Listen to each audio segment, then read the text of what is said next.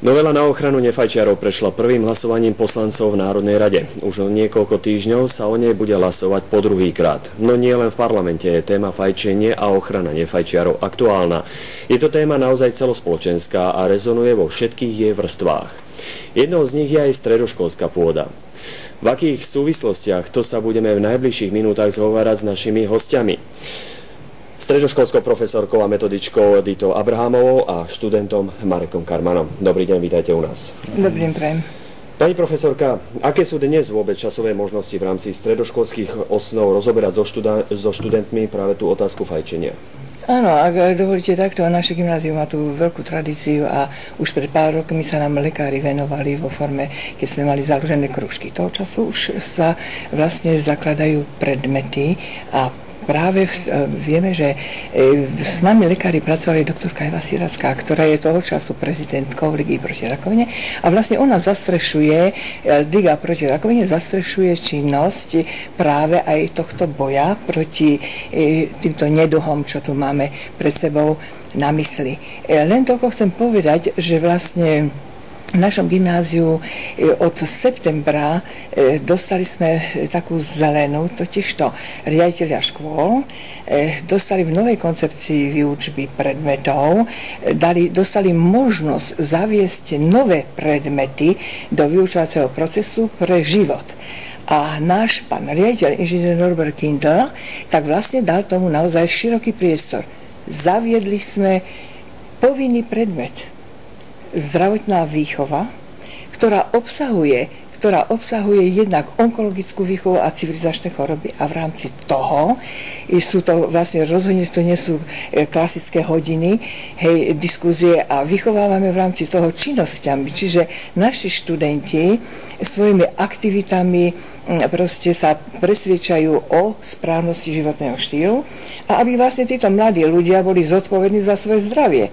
No a druhá časť tohto predmetu je vlastne predlekárska pomoc, prvá, kde skončia naši študenti až s resuscitáciou, s certifikátmi schopné použiť aj pre autoškoly.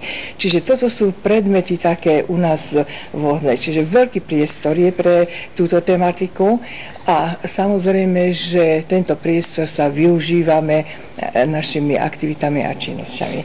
Rozhodne, že študentov nemôžeme im vôbec v tom veku ich usmerňovať, že nesmieš fajčiť, zakazovať. Vysvetľujeme im neduhy, aj genetický podklad z toho vysvetľujeme a vôbec tá spoločnosť je veľmi nepriaznivo voči nám naladená, nakoľko tí mladí sa pohybujú naozaj v týchto priestoroch, že majú vplyv mladších, seberovných a podobne ako negatívny vzor. Práve to by ma zaujímalo, aký je záujem zo strany študentov, predsa len sú vo veku práve na tej strednej škole, keď to fajčenie skôr vnímajú ako niečím, čím chcú upútať. Áno, tak veľmi zaujímavá otázka, nakoľko nech sa páči, nech sa príde verejnosť, aj vôbec máme otvorené hodiny, pozrieť na naše hodiny, kde diskutujeme otvorene s týmito vyše 200 študentov, takmer 300 študentov je zapojených do týchto aktivít. Totiž to nedá sa im nadirigovať, ale to je filozofia života, aby pochopili do podvedomia, vedomia, že vlastne už teraz vychovajú svoje deti, že už teraz vlastne geneticky pripravujú svoje potomstvo. A naozaj chápu to študenti a máme veľmi inteligentných študentov v našej škole, s ktorými sa krásne pracuje. Že mám z toho veľkú radosť. Prečo ste sa rozhodli vlastne venovať sa tejto problematike na vašom gymnáziu? Viete, naše gymnázium má to hlboké korene. Z začiatku to bola kružková forma, kedy sme medikov pripravovali na svoje ďalšie štúdium. Čiže naozaj zdravotná výchova má korene v tejto podobe.